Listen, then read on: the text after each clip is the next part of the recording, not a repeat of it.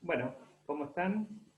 Hoy vamos a ver entonces la primera parte de la cuarta clase, de esta clase que denominamos en el marco del campus la conformación del Estado Nacional, 1853-1880, este periodo extenso, sumamente complejo, con varias cuestiones relevantes a su interior, que, como bien lo dice el título y como un poco lo planteaba también el texto de Oscar Osla que vimos la clase pasada, va a ser el periodo donde el territorio de Argentina, que se había independizado de España hacía tantos años, ya más de 40 años para más o menos cuando transcurren estos procesos que hoy vamos a tratar de analizar, empieza a tomar la forma de una nueva institución formalizada,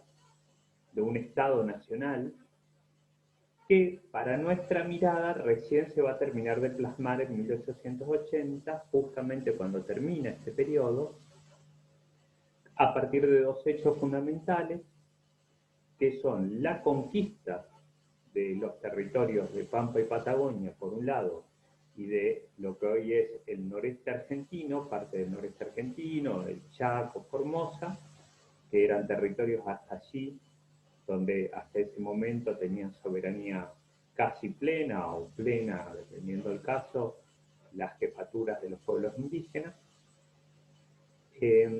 Y por otro lado, un proceso menos conocido, que no vamos a poder analizar en demasiada profundidad por los tiempos que tenemos en esta cátedra, que son muy breves para ver la cantidad de cosas que deberíamos analizar, que es la federalización de la ciudad de Buenos Aires, ¿sí? La transformación de Buenos Aires, de la ciudad puerto de Buenos Aires, en la capital federal. Un proceso muy complejo ese último, porque implicaba el enfrentamiento de, de esa élite que se iba conformando como una oligarquía hacia 1880, con algunos integrantes de esa propia élite que eran los defensores de la autonomía porteña, ¿sí? Porque la federalización implicaba compartir finalmente parte, al menos parte, de esas riquezas de las que históricamente se apropiaba Buenos Aires en su totalidad, especialmente del puerto y la aduana, ¿sí?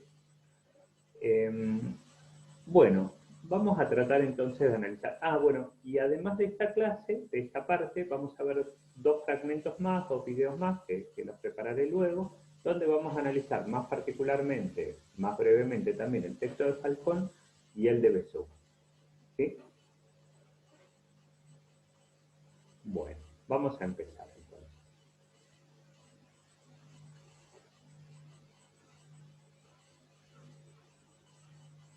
Este periodo se inicia justamente en 1853, también lo podríamos iniciar en 1852, luego de la batalla de Caseros, que tuvo como consecuencia fundamental la caída de Juan Manuel de Rosas y la llegada, digamos, al poder, al menos en parte, de Justo José de Urquiza, quien era gobernador de la provincia de Entre Ríos y jefe principal del Ejército Grande, que también estaba formado, bueno, por el Ejército de Urquiza, por el Ejército de Corrientes, por uruguayos, por brasileños y por Bartolomé, entre otros.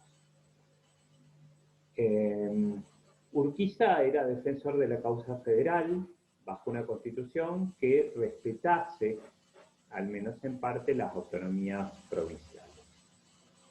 Luego de la derrota de Rosas van a surgir varios partidos que en realidad se diferenciaban más por las personas que los dirigían que por tener ideas muy claras sobre los destinos del país. Eran en gran medida facciones políticas que aspiraban al controlar el poder y entre ellos se dibujaban los federales del litoral, los unitarios y liberales y un poco más excluidos, más fuera del poder, porque justamente eran parte del bloque que apoyaba al derrotado Rosas, los liderazgos de aquellos federales del interior, ¿no? De las provincias del noroeste argentino especialmente. Todos tenían distintas propuestas de gobierno, pero coincidían en la necesidad de que el país debía insertarse en el marco del sistema económico mundial. Especialmente coincidían en esto los federales del litoral y los unitarios, que eran, como ya lo vimos en la clase pasada, fundamentalmente todos liberales. Pero además, la disputa era, además de por el proyecto del país, que tenía su sustrato económico, por cuestiones políticas. ¿Quién iba a liderar esto? Y obviamente Urquiza era el primero que aparecía como posible referente fundamental. Él va a retomar el Pacto Federal de 1831 y va a convocar una reunión que se denominó el Acuerdo de San Nicolás, por el cual se lo designa Urquiza como director provisorio de la Confederación Argentina, quedando también a cargo del ejército, ¿no? Por la importancia fundamental que tenía el ejército, especialmente en tiempos donde la guerra civil estaba permanentemente a la vuelta de la esquina. Y Urquiza lo primero que hace es convocar un congreso que tenía como mandato dictar una constitución federal y limitar los poderes de Buenos Aires, en especial el control de la aduana. Ante eso, obviamente, el sector de los liberales porteños, liderados especialmente por Bartolomé Mitre y por Valentín Alsina, se van a oponer fuertemente.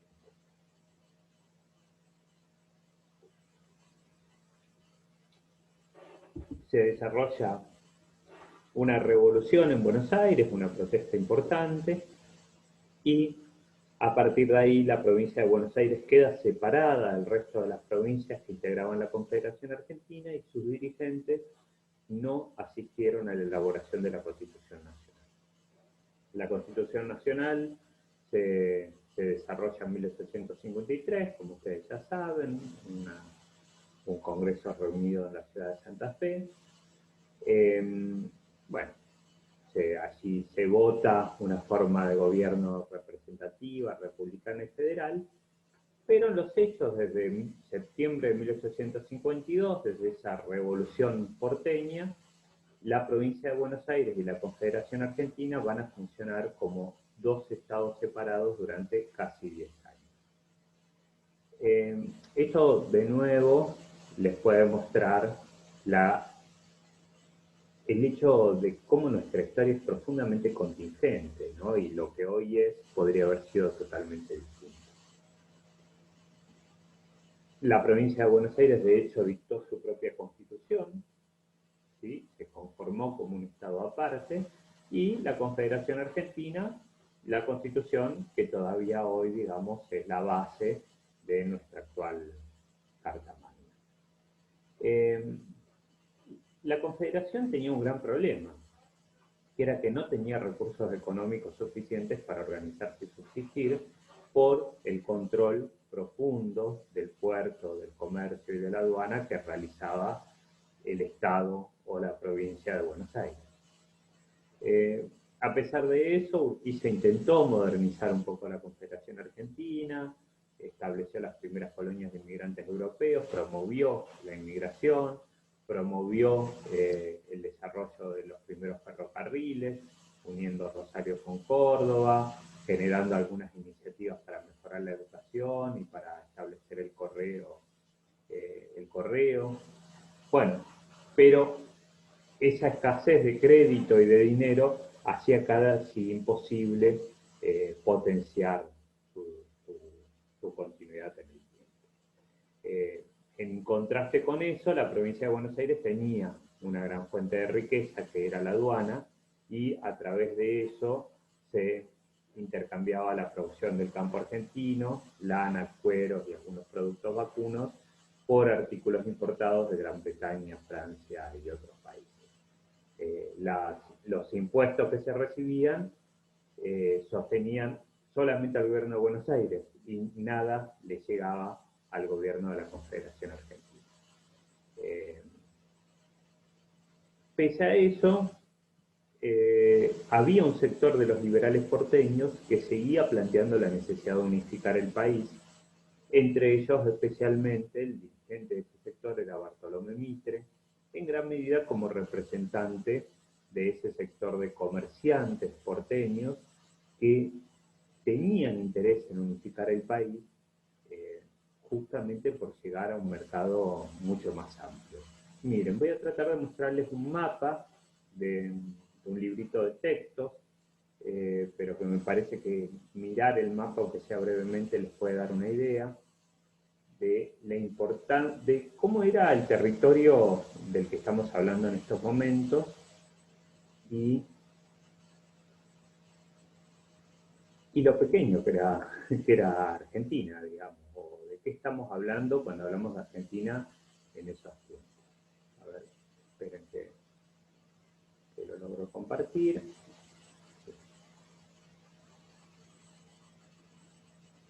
Cambiar de pantalla. Ahí está.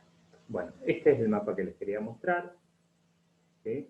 Es de un libro de texto, pero el mapa es interesante para que tengan una idea de lo que era la provincia de Buenos Aires, esto luego de toda la primera conquista del desierto, entre comillas, realizada por Juan Manuel de Rosas. Acuérdense que en los primeros mapas estamos hablando de una frontera mucho más al norte, en la provincia de Buenos Aires, más o menos por donde marca el cursor, creo que se ve el cursor, y lo que era, bueno, todo el norte chaqueño, que todavía no era ocupado por el Estado argentino, incluido parte de lo que hoy es provincia de Salta, de lo que hoy es provincia de Jujuy, gran parte de Santiago del Estero, gran parte de Santa Fe, y casi la totalidad de Chaco y Formosa, Misiones, y bueno, y el norte y el sur argentino en su totalidad, ¿sí? Desde La Pampa hacia abajo, ¿sí? Bueno, siempre me parece que es muy importante que ustedes tengan en la cabeza esto, porque si no, como siempre les digo, uno tiende a construir una visión de la historia que supone que lo que hoy existe es lo que estaba destinado a ser. Bueno, esa existencia de dos estados paralelos obviamente fue de una enorme complejidad, ¿no?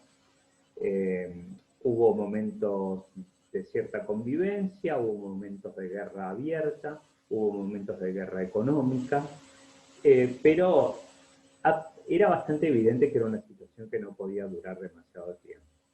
Cada tanto hubo algunas batallas más decisivas. En 1859 se dio la batalla de Cepeda, donde venció la Confederación Argentina y por algunos momentos parecía que la Confederación Argentina se podía imponer sobre Buenos Aires, pero la realidad era que seguía estando siempre el limitante monetario para la Confederación Argentina. ¿Sí? Podía imponerse por las armas, pero no podía imponerse por el dinero, por la economía. Esa dominación no podía ser duradera. Y finalmente, en esa famosa batalla de Pavón, sobre la que ya hablamos un poco, en la que vence el Estado de Buenos Aires a la Confederación Argentina, pero donde para muchos de los federales, especialmente los federales del interior, pero también para muchos de los federales del litoral, Urquiza traiciona. Muchos dicen que Urquiza en realidad toma la decisión de que tenían que perder y que ya había negociado con Mitre que él no iba a intervenir en la batalla, porque la caballería de su ejército, que era el sector fundamental del ejército de la Confederación Argentina, directamente no participa en el combate. Bueno, cuando los liberales porteños, que eran dirigidos por Mitre, ganan, quien era presidente de la Confederación Argentina en ese momento, que era Santiago Derqui, renuncia a la presidencia, y Mitre en 1872 asume esa presidencia nacional. Gobierna durante 6 años, hasta 1868, donde lo reemplaza Sarmiento, que gobierna de 1868 a 1874, y en 1874 los reemplaza el tucumano Nicolás Avellaneda. Ahí van a gobernar 2 tucumanos en forma continuada, porque luego de Avellaneda gobierna Julio Argentino Roca, pero bueno, hasta Nicolás Avellaneda es el tiempo de este periodo que vamos a analizar en esta clase, ¿no? Esas Son además esas tres presidencias, Mitre, Sarmiento, Avellaneda, las que resumen ese periodo clave que se suele conocer como el proceso de organización nacional o el de las presidencias fundacionales, que va de 1862 a 1880. Estos presidentes van a empezar a dar forma más consistente al Estado Nacional, obviamente a partir de sus intereses. Por ejemplo, van a conformar la Corte Suprema de Justicia, uno de los tres poderes que caracterizan a la forma de gobierno republicana. Van a estructurar entonces el Poder Judicial, van a sancionar el Código Civil, van a sancionar también el Código Penal y el de Comercio, van a establecer toda una normativa relacionada a la economía, a la población y a la educación. Y para todo eso, como lo vimos muy claramente en el texto de Oslas, el Estado Nacional debía contar con el control de la fuerza pública y por eso otras medidas fundamentales se van a tomar desde el inicio de la presidencia de Mitre para organizar el ejército y profesionalizarlo, ¿sí? Básicamente el ejército fue el brazo fundamental para imponer la autoridad central a el resto de las provincias.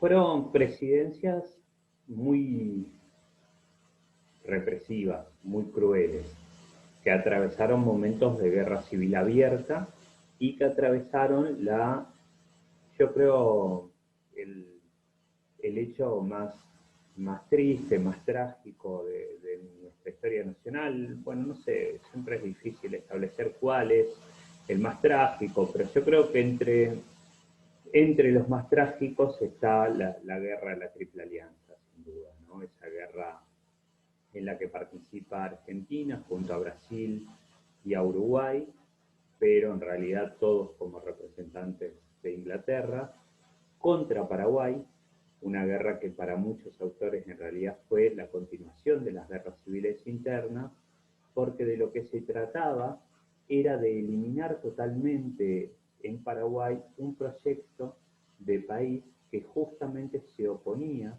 a la lógica librecambista y agroexportadora que primaba en alianza con Inglaterra en el resto de las dirigencias políticas de los otros países latinoamericanos.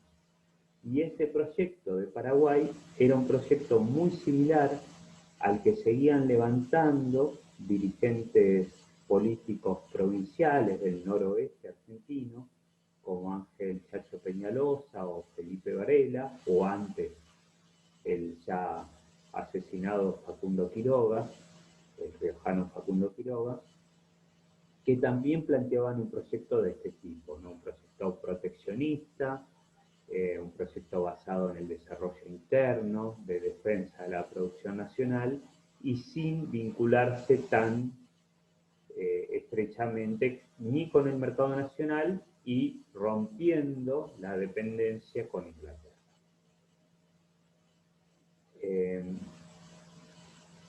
Los gobiernos de Mitre y especialmente el gobierno de Sarmiento fueron muy duramente represivos con estas provincias y con esos dirigentes,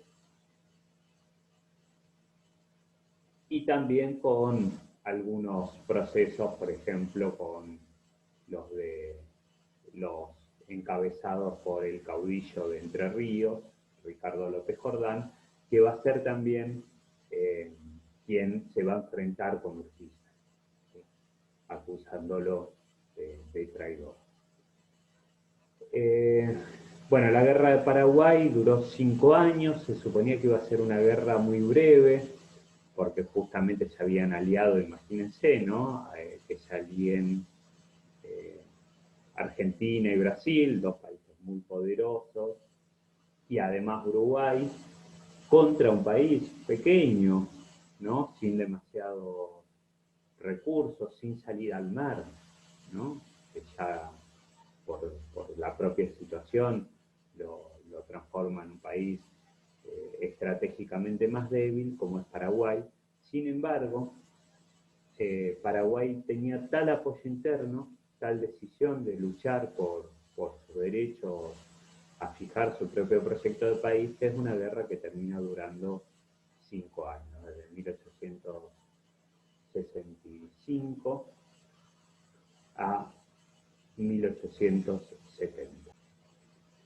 Allí Paraguay perdió gran parte de su población, fue realmente trágico y, y fue además una guerra muy impopular, ¿no? Realmente era muy difícil para Argentina lograr que sus soldados peleasen con decisión en la guerra. Se dice que ese fue el factor fundamental para explicar la dificultad de Argentina en ganar la guerra, que los soldados no querían pelear la guerra, no querían matar a la población paraguaya. Sin embargo, realmente fue una cuestión tremendamente sangrienta, por la cual ni Argentina ni Brasil nunca reconocieron su culpa y nunca reconocieron que quizás esa guerra es la que sumió en la pobreza a Paraguay durante muchísimos años.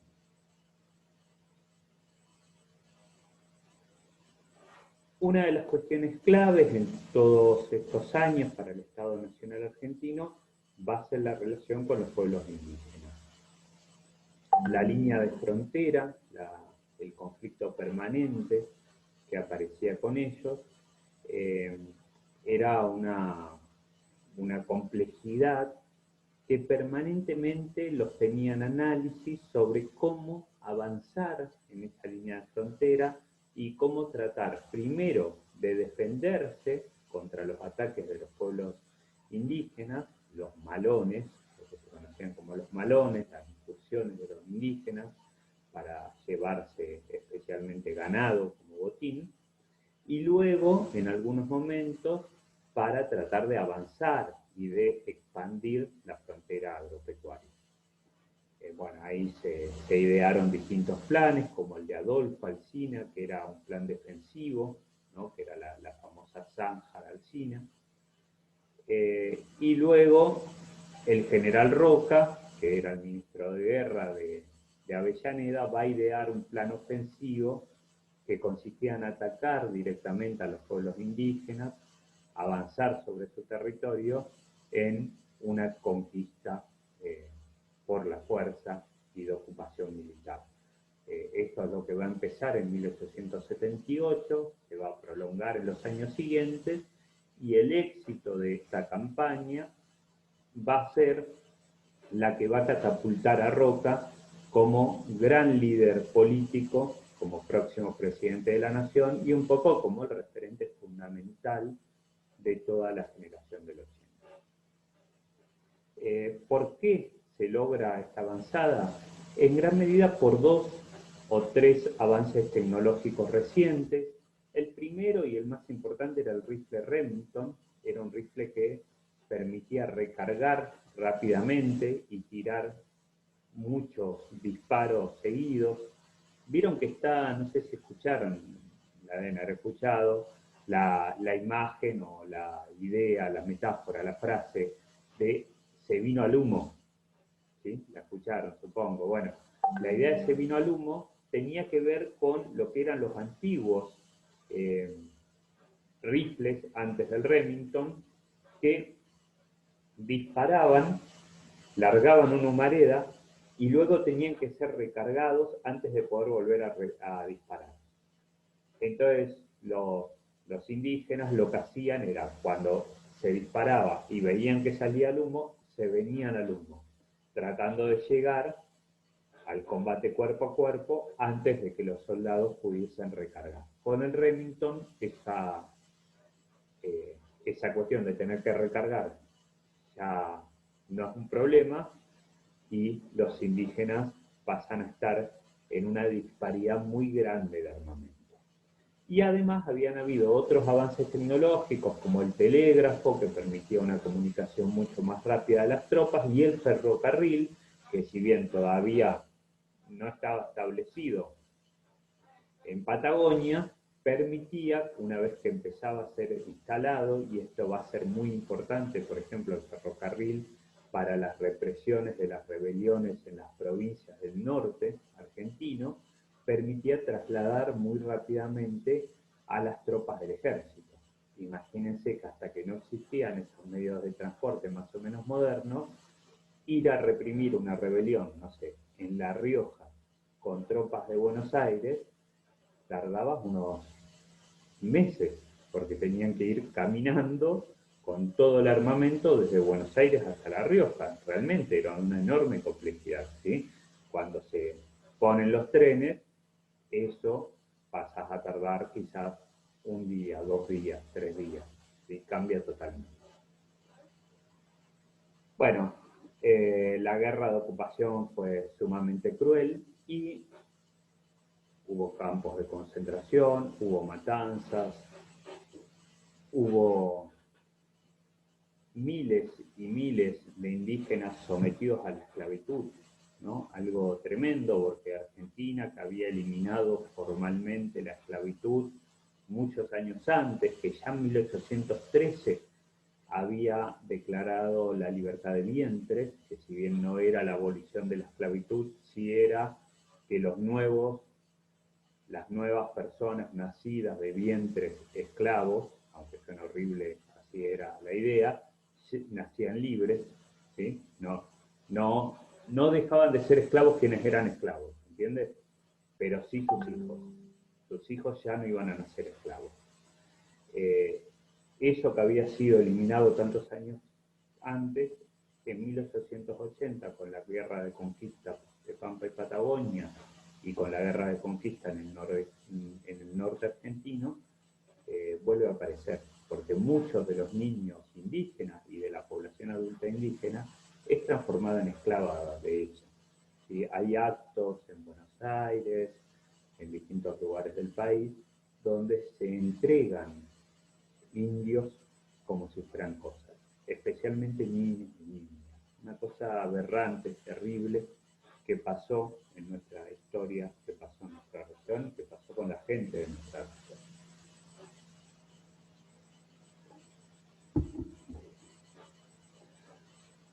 ¿Para qué fundamentalmente? Para incorporar nuevas tierras a la producción. La, lo que se buscaba centralmente era, en un momento de expansión del mercado mundial, en un momento además donde en las tierras más ricas se empezaban a implantar ganado vacuno, hasta allí en las tierras más fértiles de Buenos Aires, especialmente había ganado ovino, y la nueva demanda de carnes de Europa empezaba a ser una demanda de ganado vacuno, era la carne de vaca un poco más refinada, permitía además por cada animal producir mayor cantidad de carne, y entonces esas ovejas había que trasladarlas a otras tierras, que podían ser tierras de menor calidad, y por lo tanto las tierras de Patagonia empiezan a tener un valor importante en el mercado. Bueno, esto es parte de lo que se llama la renta diferencial de la tierra y la expansión de la frontera agrícola, que si quieren en la clase de apoyos, en la tutoría se los cuento un poco mejor, ¿no? No sería parte explícita de la clase, pero si quieren se lo explico, porque hace tanto a las razones por las cuales había que ocupar estas nuevas tierras, como también a las razones por las cuales la ocupación de las tierras de Pampa y Patagonia fortalecen especialmente a la oligarquía de Buenos Aires. Tanto porque esa oligarquía de Buenos Aires se apropian de muchas de las nuevas tierras conquistadas, como también porque la entrada en producción de tierras de menor fertilidad hace que ellos pasen a tener una gigantesca renta diferencial de la tierra, una gigantesca ganancia aún mayor de la que venían obteniendo hasta ahora. Bueno, ahí les muestro otro mapita muy breve. A ver si de nuevo lo logro conectar.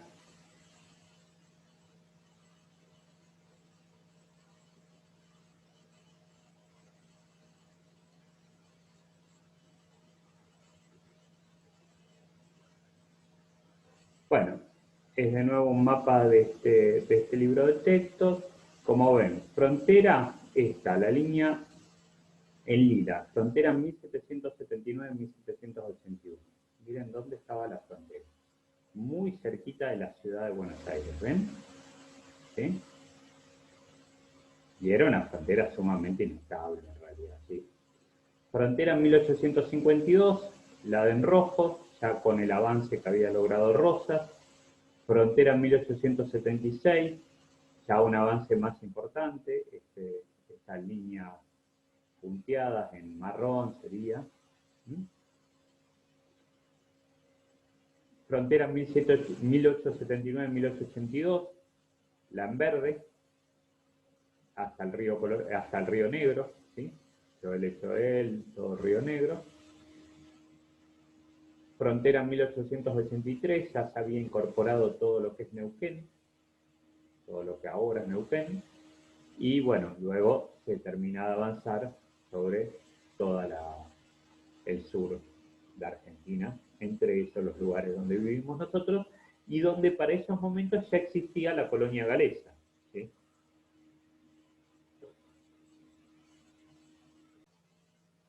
Bueno, entonces casi tratando de cerrar medio modo de resumen, en 1861, con la victoria de Mitre en Pavón, se comienza a unificar el país bajo la dirección de una Buenos Aires que ahora sí va a estar ya consolidada en una clase dirigente integrada por terratenientes y grandes comerciantes, de los cuales Mitre era la encarnación de esa alianza.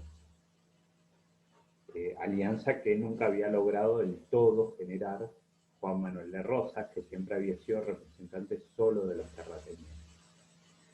Se iniciaba así entonces el proceso de consolidación de Argentina como un Estado capitalista moderno, integrado a la División Internacional del Trabajo como proveedor de materias primas y en una situación de dependencia estructural y cada vez más también política con respecto a Inglaterra. Entre 1862 y 1880, los tres presidentes fueron estableciendo las bases para la construcción del Estado Central argentino, lo cual significaba que las autoridades nacionales expandieron su control sobre el territorio y subordinaron a las provincias cada vez más a su autoridad. Para llevar a cabo esos objetivos, los gobiernos tuvieron tres herramientas fundamentales. La primera, fundamental, recuerden ahora, el Ejército Nacional. La segunda, la administración pública y el manejo de los principales recursos económicos a través del control de los impuestos y de la aduana. En relación con este último punto, en julio de 1862, Mitre tomó una medida clave, que fue nacionalizar la aduana de Buenos Aires, decisión que le permitió disponer de los recursos necesarios para sostener los gastos del gobierno nacional, algo que nunca había tenido ni Urquiza ni Derqui, los dos presidentes de la Confederación Argentina. Mitre asume la presidencia luego de haber ejercido desde que ganó en Pavón el poder nacional de hecho. En ese momento ya aparecía una tensión entre Mitre y Alsina, los dos dirigentes de Buenos Aires, tensión que se va a profundizar con la decisión de Mitre de nacionalizar la aduana. Y Mitre, una vez que logra nacionalizar la aduana y logra tener los recursos y el control absoluto del ejército, va a iniciar el proceso de ataque a las provincias opositoras, a los dirigentes políticos que seguían planteando un proyecto con rasgos autónomos.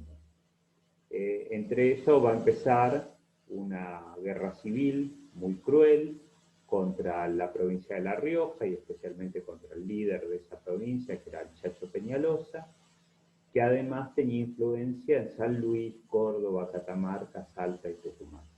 Para derrotarlo se destinaron fuerzas nacionales y finalmente el Chacho Peñalosa fue derrotado a fines de 1863. Era el jefe de lo que se llamaban las montoneras, que utilizaban, bueno, la guerra que podían realizar en la época, especialmente una guerra de guerrillas. Y unos años después, cuando empezaba la guerra contra el Paraguay, empieza también un levantamiento Felipe Varela desde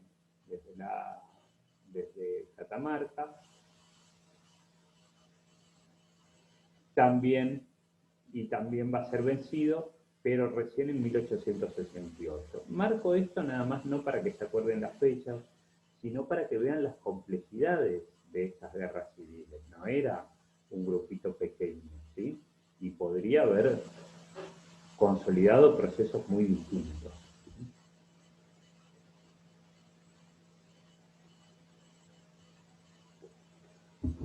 Durante la guerra contra el Paraguay hay nuevas insurrecciones populares, encabezadas por otros líderes provinciales, pero bueno, finalmente Mitre, con el control del ejército, logra derrotarlas.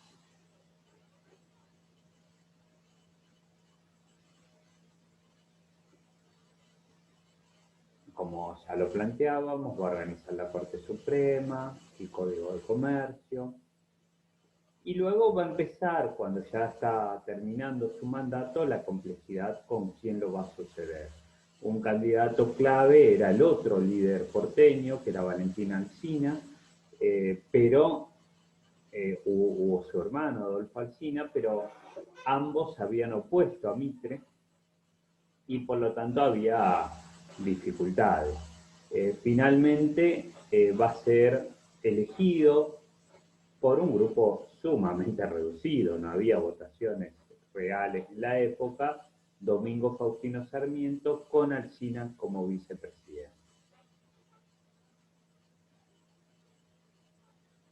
Seguía sin solucionarse el problema de la capital federal, ¿sí? Para 1868 había una complejidad en eso porque el gobierno nacional residía en la ciudad de Buenos Aires, pero la ciudad de Buenos Aires seguía siendo al mismo tiempo la capital de la provincia de Buenos Aires, entonces había ahí una doble entidad, ¿sí? ¿Se entiende, no? De que era la capital de Argentina y la capital de Buenos Aires, algo que solo se va a solucionar unos años después con la federalización de la ciudad de Buenos Aires como capital federal, cuestión a la que también se van a oponer sectores del poder porteño, y la creación como una ciudad inventada, diseñada desde su origen, de la capital de Buenos Aires en la ciudad de La Plata.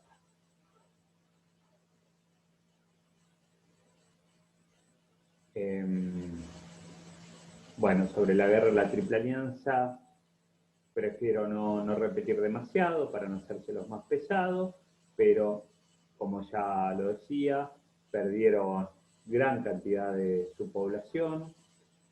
Se dice, para algunos historiadores, que de una población de 1.300.000 habitantes antes de la guerra, quedó reducido a solo 300.000 después de la misma. Imagínense, es casi un genocidio casi total. Otros hablan quizás de un poco menos, pero seguro son números así de aberrantes. Presos muertos murieron casi la totalidad de los hombres adultos. Y Paraguay también perdió muchísimo de su territorio a manos de Argentina y de Brasil, y fue obligado además a pagar una indemnización de guerra. ¿Sí?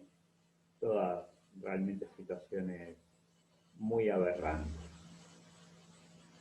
El gobierno de Sarmiento va a estar centrado en gran medida en la promoción de la educación y en el desarrollo de las comunicaciones en el país, también en el fomento más decidido a la inmigración, que durante los años de Mitre, más concentrados en la guerra civil, no se había podido promover tanto, y va a realizar también el primer censo de población, ¿no? Como una cuestión importante para empezar a tener datos más o menos certeros sobre la población que vivía en el territorio nacional.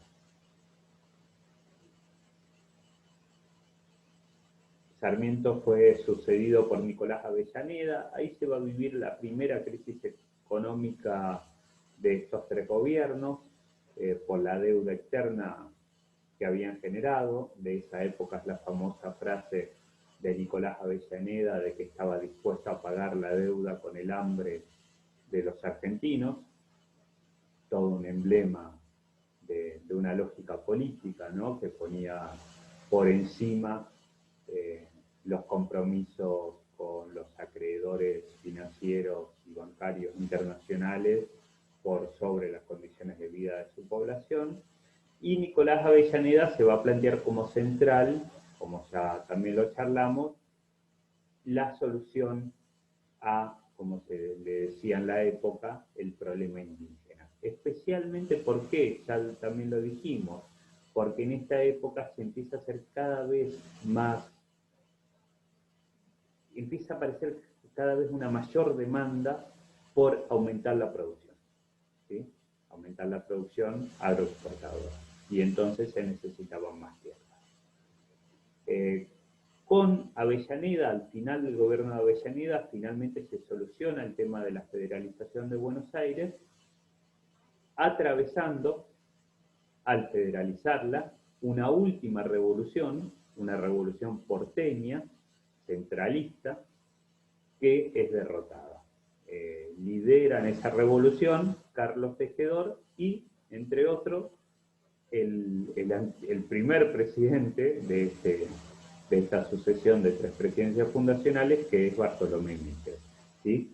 Bartolomé Mitre, por eso, por esa derrota que sufre en este intento de revolución, no va a ser integrado a el grupo de élite que va a conformar originalmente el Partido Autonomista Nacional, que es el que va a llevar a la presidencia a Julio Argentino Roca, y va a iniciar un periodo de más de 3 décadas de gobiernos conservadores y liberales, sostenidos por políticas fraudulentas que ya veremos en la próxima clase. ¿Sí? Bueno, dejamos hasta acá esta primera parte y luego subimos los dos videos de los otros dos correspondientes a los dos textos.